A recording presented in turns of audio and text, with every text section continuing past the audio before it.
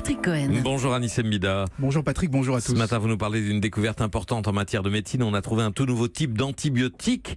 Il va pouvoir remplacer ceux qui ont perdu leur efficacité. Oui, on l'a assez répété, les antibiotiques, c'est pas automatique, parce qu'à force d'en prescrire, les bactéries mutent, elles deviennent de plus en plus résistantes et finissent par être immunisées. Et si on ne fait rien, on ne pourra même plus soigner des infections aussi banales que les angines. Donc il est essentiel de trouver de nouveaux antibiotiques capables de détruire ces batteries ultra résistantes. Ça permettra de garder un coup d'avance sur la nature, d'avoir des médicaments toujours efficaces. Et bien, c'est ce que viennent de trouver des chercheurs de l'université de La Trobe, c'est à Melbourne en Australie.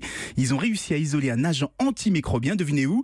Dans les fleurs du tabac. La plante les utilise pour se protéger des infections. Et bien, les scientifiques vont l'utiliser pour fabriquer des antibiotiques. C'est la première fois qu'on trouve de nouveaux antibiotiques ? Non, mais c'est assez rare. En 50 ans, seulement 2 nouvelles classes d'antibiotiques sont apparues sur le marché. C'est pour ça qu'on s'active côté recherche. Alors, on a déjà trouvé des clients potentiels, aussi bien dans le venin de serpent, le lait d'ornithorynque, la peau de grenouille, toujours des endroits. Le lait d'ornithorynque. Oui, toujours des endroits inattendus. Mais l'avantage de la fleur de tabac, c'est que l'antimicrobien est utilisable sur l'homme, ce qui n'est pas toujours le cas. Et surtout, il s'est montré efficace sur les fameuses superbactéries ultra résistantes sur lesquelles les antibiotiques actuels se cassent les dents. Et c'est évidemment ce qui donne le plus d'espoir. Qu'est-ce qu'on pourra soigner avec cet antibiotique ? Alors c'est encore de la recherche, mais on imagine déjà des traitements contre les staphylocoques dorés, notamment les plus résistants aujourd'hui. On pense même s'attaquer à des infections virales comme le VIH, le virus Zika ou la dengue. Donc ça pourrait aller bien au-delà du simple antibiotique. Merci à vous, Anissem Bida.